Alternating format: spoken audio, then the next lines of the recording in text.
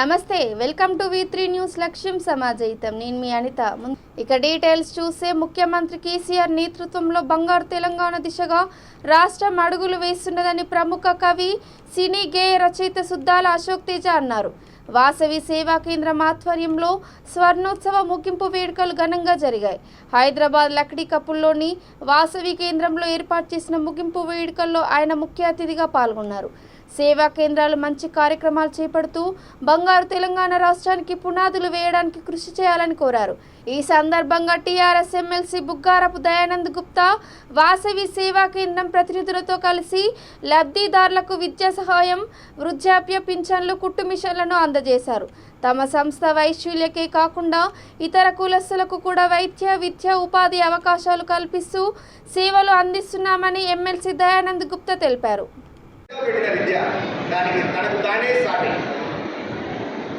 ఆయన కంఠం కంచు కంఠం. తను పాటలు రాసేటప్పుడు తనికెళ్ళి భరణి గారు వీరిని మొదటి అవకాశం కల్పించారు.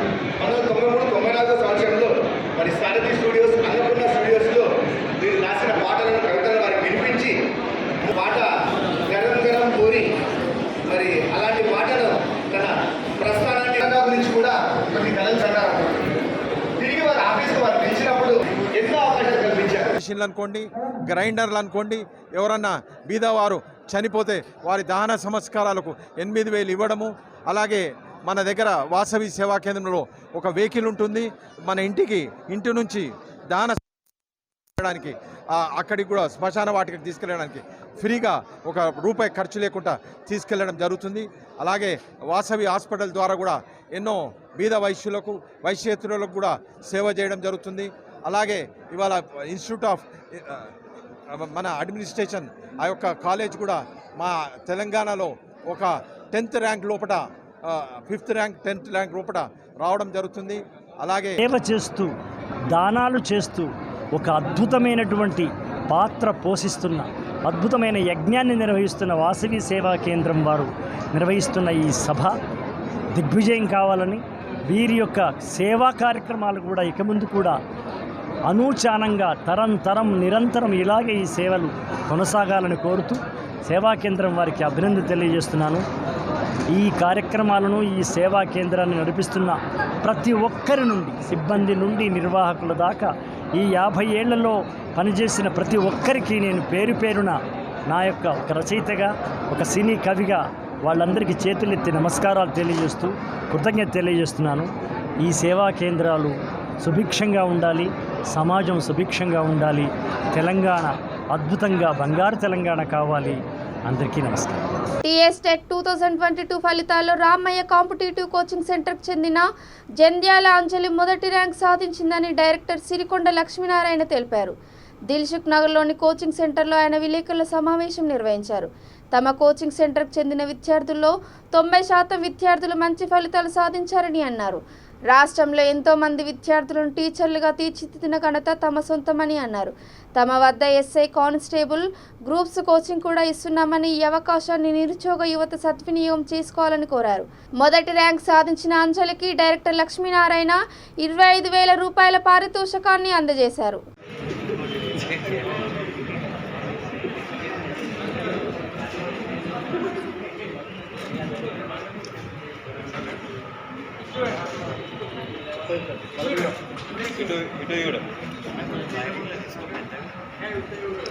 నుంచి టీచర్లకు ఎట్లయితే కోచింగ్ ఇస్తూ ఉందో అట్లనే రామయ్య పోలీస్ అకాడమీ ద్వారా కూడా ఎస్ఐ, కానిస్టేబుల్స్ కోచింగ్ ఇస్తుంది.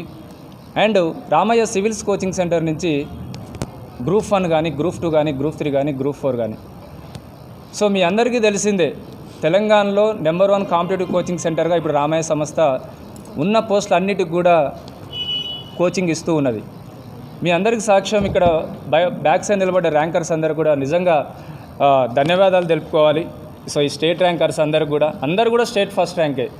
Anjani state first rank TET paper 1, Mamata state ranker, even Sudha గారు TGT bioscience state first ranker and JL botany second ranker, and Anjan Kumar TGT Telugu state first ranker, DL Telugu state first ranker, and Sridhar TGT social state ranker and school assistant social state ranker. So TET state third ranker. So ఒక్క విద్యార్థికే ఇక్కడ 3-4 ర్యాంకులు టెట్లో state ranks వస్తున్నాయి and గురుకులలో state ranks వస్తున్నాయి. ఎందుకు అంటే long term మా లెక్చరర్ల teaching, regular examination, administration, వాళ్ళు ఇచ్చే కేరింగ్ కూడా, మన అడ్మినిస్ట్రేషన్ ఇన్ఛార్జ్ కేరింగ్ కూడా మాకు ఎంతో ఉపయోగకరంగా ఉన్నది. సో గవర్నమెంట్ ఎగ్జామ్లో ఇప్పుడు ఫస్ట్ వచ్చారు కానీ సో వీళ్ళందరూ కూడా మేము పెట్టే గ్రాండ్ టెస్టుల్లో మా దగ్గర ఆల్రెడీ స్టేట్ టాపర్స్. వీళ్ళంతా మేము స్టేట్ లెవెల్లో ఎగ్జామ్ పెట్టినప్పుడు మా దగ్గర స్టేట్ టాప్ ర్యాంక్స్ వచ్చాయి.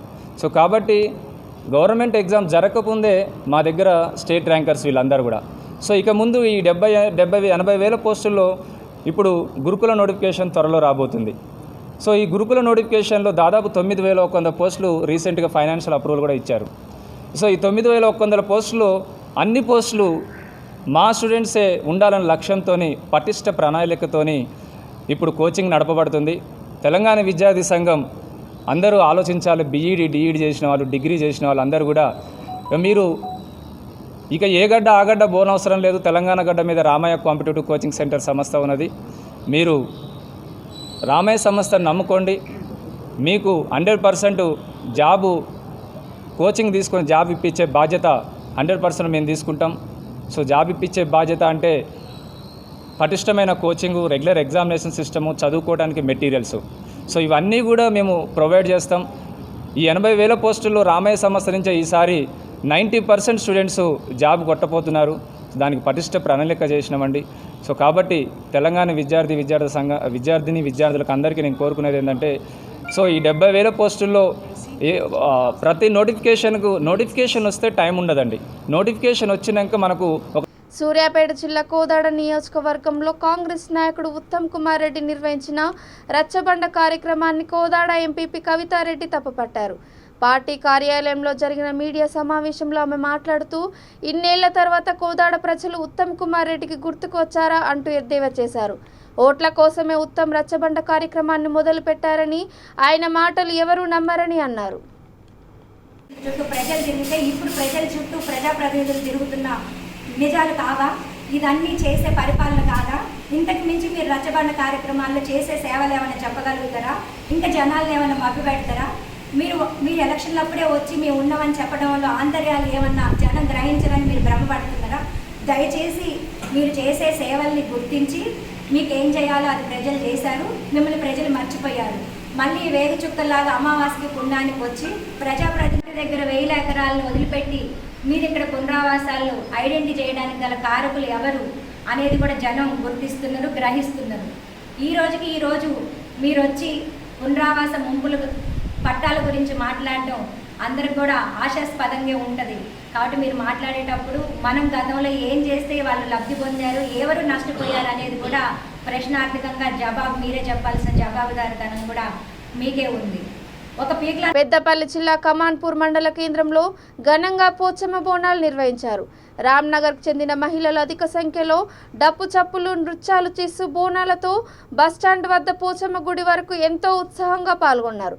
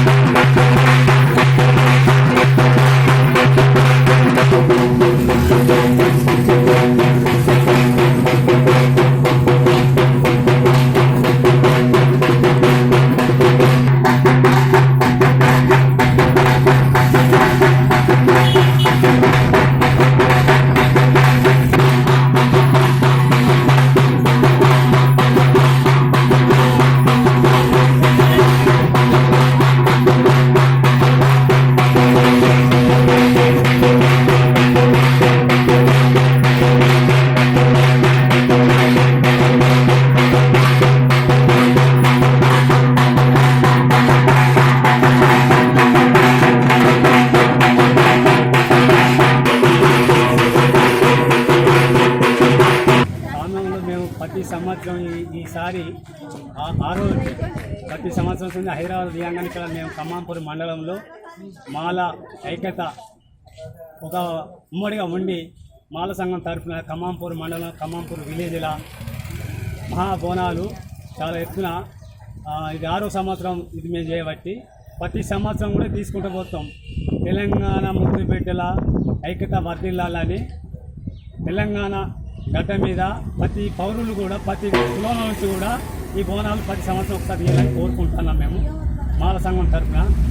అయితే కొంతమంది ఏం చేస్తుందంటే దేవుడు ఎక్కడంటే దేవుడు ఉన్నది, దేవుడు ఉండేపట్టుకొని ఈ వానలు అరుపులు ఇవన్నీ పంటలు మనం అందరం చల్లగా బతుకుతాను. ప్రతి దేవుడు ముత్యాల తల్లికి ప్రతి సంవత్సరం సరే మేము పోతాను. ఈసారి కూడా తీస్తాను అనుకున్నాం, తీసినాం. వచ్చే సంవత్సరం కూడా మేము మంచి ఘనంగా తీస్తామని మా అక్క చెల్లెళ్ళు మా బిడ్డలు మా వాళ్ళు అందరూ అనుకొని ఈ బోనాలు తీసింది ఈరోజు. వచ్చే సంవత్సరం కూడా చాలా ఇష్టం. తెలంగాణ ముద్దు బిడ్డల మాత బిడ్డలు కలిసిగా గడ్డ మీద మేము ఈ దేవుని ప్రతి సంవత్సరం కొలుపుకుంటున్నాం. జై తెలంగాణ, జై తెలంగాణ. సూర్యాపేట జిల్లా కోదాడ అంజన్ ఇండియన్ గ్యాస్ ఆధ్వర్యంలో వివిధ గ్రామాలకు చెందిన 45 మంది లబ్ధిదారులకు ఉచిత గ్యాస్ పంపిణీ చేశారు. ఈ కార్యక్రమంలో ముఖ్య అతిథిగా ఎంపీపీ చింత కవితారెడ్డి హాజరయ్యారు. నియోజకవర్గ వ్యాప్తంగా పేదలకు నిరంతరం ప్రధానమంత్రి ఉజ్వల ఉచిత గ్యాస్ కనెక్షన్లు పంపిణీ చేసిన సేవలను ఆమె కొనియాడారు.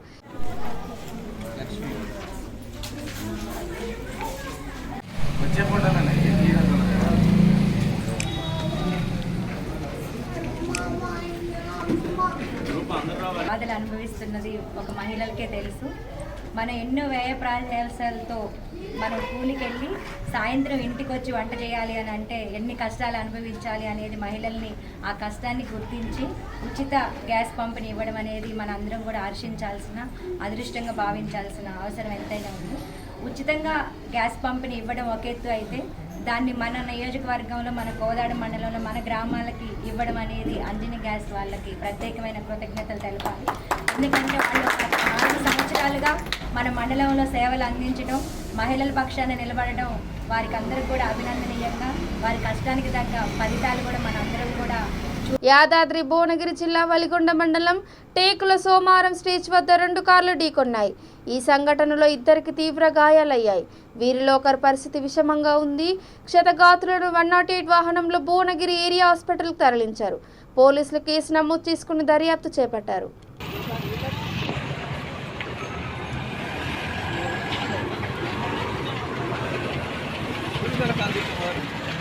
కొలకలూరి గ్రామ ప్రజలకు మాజీ మంత్రి టీడీపీ జాతీయ ప్రధాన కార్యదర్శి నారా లోకేష్ పంపిన తాగునీటిని ఉచితంగా అందించారు.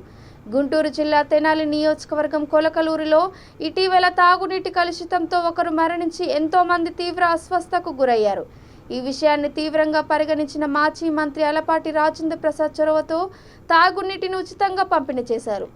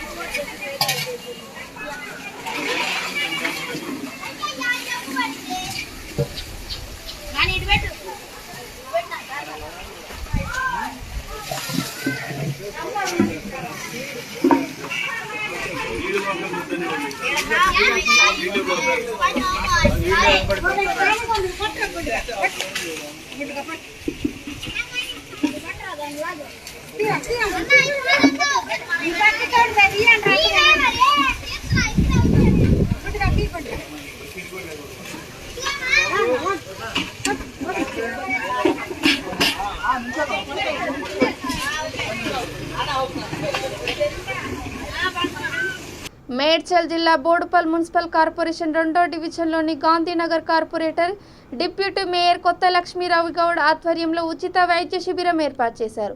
సైరస్ ఆసుపత్రి సౌజన్యంతో నిర్వహించిన ఈ శిబిరంలో ఉచితంగా షుగర్ బీపీ పరీక్షలు జరిపారు. ప్రస్తుతం అయితే షుగర్ కంట్రోల్లోనే బీపీ షుగర్ కొంచెం మంచిగానే ఉంది. ఇక్కడ లేనట్టున్నారు.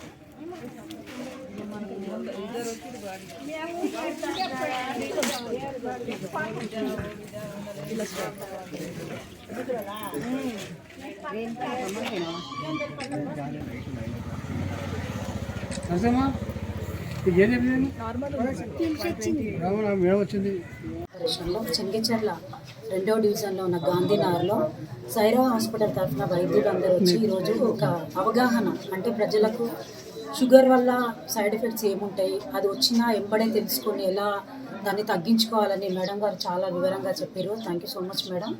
ఈరోజు మా ప్రజలకి అన్నీ ఉచితంగా కూడా, అంటే బ్లడ్ టెస్ట్ కానీ బీపీ కానీ టెస్ట్ చేసి అలాగే మందులు కూడా ఇవ్వడం జరుగుతుంది. నూతనంగా మేడిపల్లిలో ఈ హాస్పిటల్ సైరా హాస్పిటల్ ఓపెన్ చేసారు. పేద ప్రజలకు కూడా అంటే తక్కువ ఖర్చులో వాళ్ళకి అందుబాటులోకి మంచి వైద్యం తీసుకొస్తామని చెప్పి, సో ప్రతి ఒక్కరు ఏదైనా ఇబ్బంది ఉంటే మన హాస్పిటల్ సైరా హాస్పిటల్కి వెళ్ళి మంచి వైద్యం తీసుకొని అందరూ బాగుండాలని కోరుకుంటున్నాను. ఎందుకంటే ఇప్పుడు మనకు వెదర్ కూడా చేంజ్ అయింది. వెదర్ చేంజ్ కావడం వల్ల ఈ వైరల్ ఫీవర్స్ రావడము అవి ఉంది. సో ప్రజలను కోరుకునేది ఒకటే, చుట్టుపక్కలంతా పరిశుభ్రంగా ఉంచుకోండి, నీట్గా ఉండండి, మంచి ఆహారం తినండి, అందరూ ఆరోగ్యంగా ఉండండి. ఒకవేళ ఎన్ని పాటించినా ఏదైనా అనారోగ్య సమస్యలు వస్తే మన డాక్టర్ గారు ఉంటూ వారి దగ్గరికి వెళ్ళి అందరికీ అందుబాటులో ఉన్న వైద్యం అందిస్తారు. ఈ వైద్యం తీసుకొని అందరూ మంచిగా ఉండాలంటూ thank you so much. So ఈరోజు ఈ కార్యక్రమం నిర్వహించడానికి ముఖ్యమైన కారణం ఏంటంటే చాలా మందికి అసలు అవగాహన లేదు ఈ ప్రాబ్లం గురించి. సో అందుకనే కొంచెం క్లాస్ ఫార్మస్యూటికల్స్ ఎస్పెషల్లీ శ్రీనివాస్ గారు, రవి గారు, చైతన్య వీళ్ళందరికీ థ్యాంక్ యూ. సో నేను యాక్చువల్లీ సైరస్ హాస్పిటల్ ఇక్కడ మేడిపల్లిలో. సో సైరస్ హాస్పిటల్ ఏంటంటే మల్టీ స్పెషాలిటీ హాస్పిటల్ అండి. సో ఎటువంటి ప్రాబ్లం ఉన్నా కూడా 24 గంటలు మీకు సర్వీసెస్ అందుబాటులో ఉంటాయి. నరానికి ఎస్పెషల్గా నరానికి సంబంధించింది ఎటువంటిదైనా, మెడ నొప్పి, తలనొప్పి, నడుము నొప్పి, కాలు చేతులు తిమ్మిర్లు. జూబ్లీహిల్స్ నియోజకవర్గం ఎర్రగడ్డ డివిజన్లో ఫిట్నెస్ స్టూడియో జిమ్ను ఎమ్మెల్యే మాగంటి గోపీనాథ్ ప్రారంభించారు. కార్యక్రమంలో జిమ్ నిర్వాహకుడు అమీద్ ఖాన్, పార్టీ డివిజన్ అధ్యక్షుడు సంజీవ, ఉపాధ్యక్షుడు షరీఫ్ ఖురేషి, పల్లవి యాదవ్, సయ్యద్ రసూల్, ఇతర నాయకులు పాల్గొన్నారు.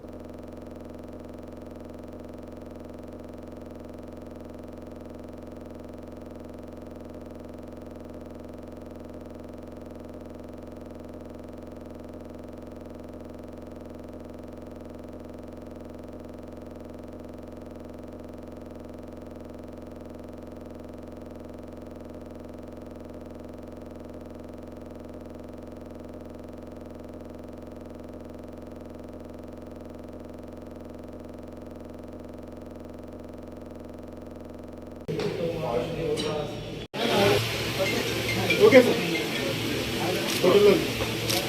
हाँ सर एक सेकंड सामने देखिए आवाज़ आना पड़ेगा भाई वीडियो चल रहा आवाज़ आना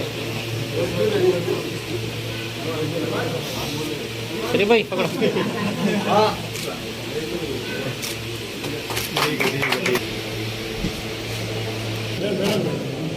ओके लॉन्ग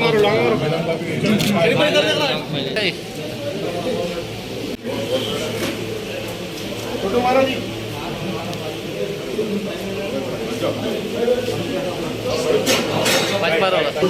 हाँ आइए सर। हाँ सर हाँ ये मारो जी। मारे